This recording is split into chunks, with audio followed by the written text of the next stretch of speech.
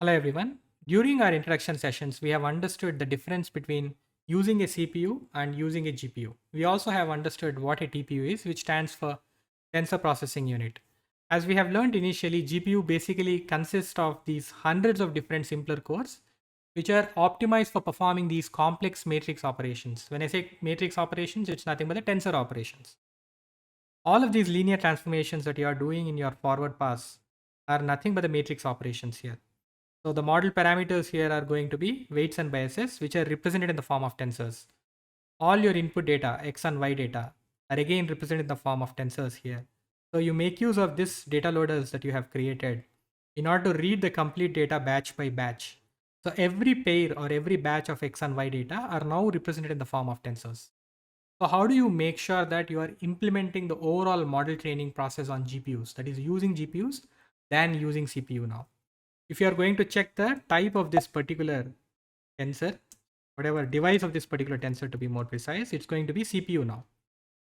So X here is going to be the input data specific to an observation in my train set. If you observe carefully, so you are referring to one of the observations or one of the images pertinent to your train data set. I'm just unpacking it into X and Y. X here is going to be a tensor and Y is going to be a label, which preferably is an integer in nature. So now the device associated with this particular input data X here is going to be, it's going to be CPU, right? So since I'll have to rerun this particular code so as to make sure that I'm not saving any of my previous memory here. Cool. So you clearly know that the device is now pointed as CPU. Okay. So I am now going to update this particular or move this particular input tensor onto GPU using this interface called CUDA.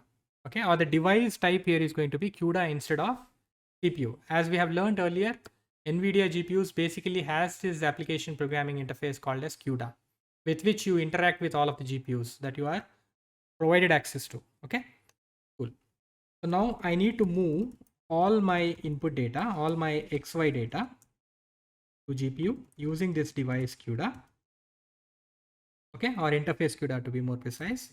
Move all model and model parameters to GPU again using CUDA.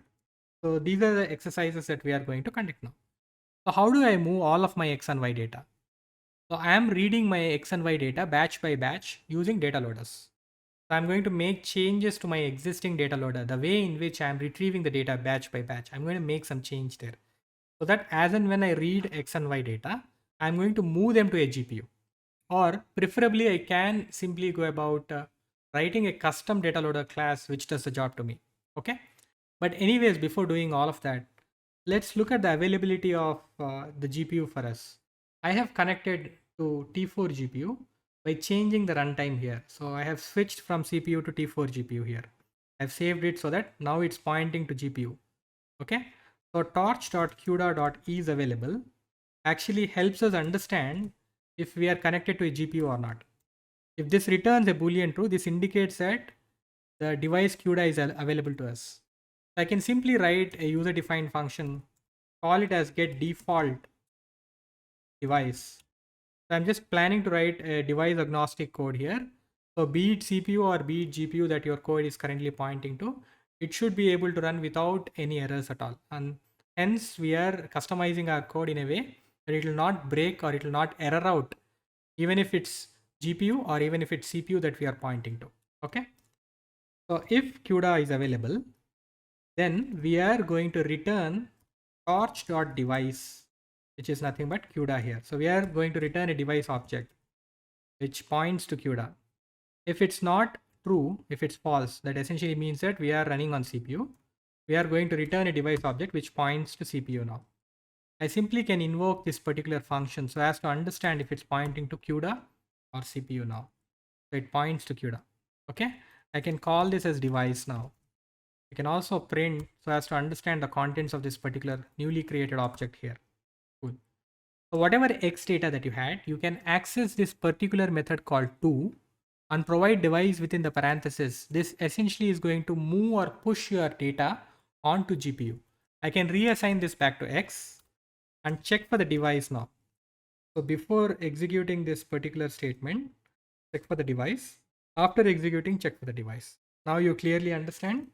This particular to method is helping us to move our tensor objects onto a given device.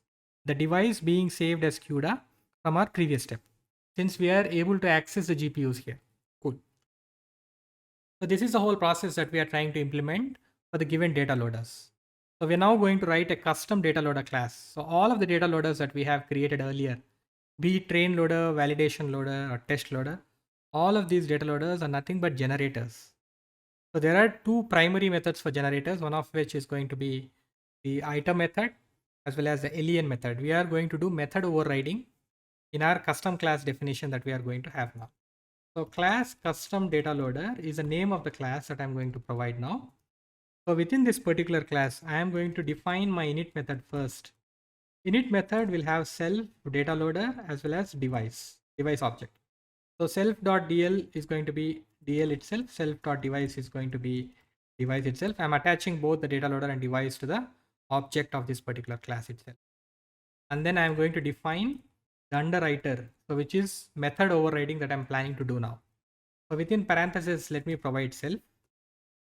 Now I'll be able to access self.dl and self.device within this particular iter method here. Okay. So let me make use of this particular method and write this particular code, which essentially iterates over the X and Y data that you are having in each and every batch that you are reading. Okay. So for B in self.dl, this indicates, B here indicates the batch that you are planning to read. That is X and Y both. A tuple of X and Y. So I am just writing a simple list comprehension, writing it as D for D in B. So every X and Y, be it X or Y, doesn't matter. I'm going to access this to method and move it to GPU. I'm providing yield since this is going to be a generator object. That's it. I'm also going to do a method overriding for alien method.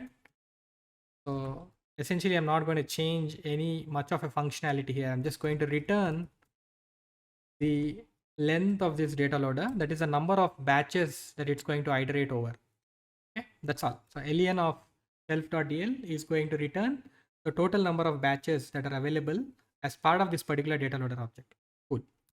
So we have now defined this particular custom class called custom data loader. I'm going to make use of the existing train loader that I already have created previously and also provide the device object and then reassign this to train loader here. Same is the case with test loader as well as validation loader. So test underscore loader is in the second statement. So valid underscore loader is going to be in the third statement here. So we have updated the code by wrapping this custom data loader to your actual data loader objects.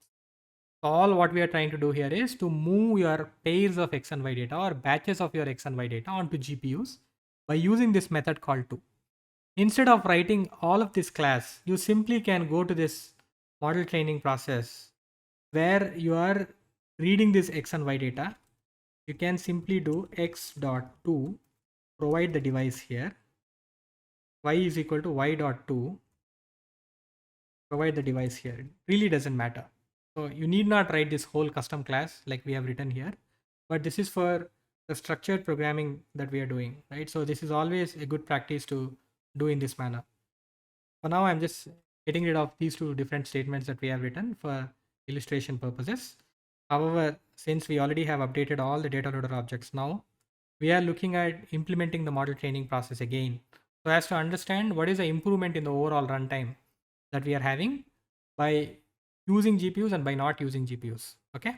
So before we do that, we'll also move the model object along with its parameters to the GPU by using this particular method called to.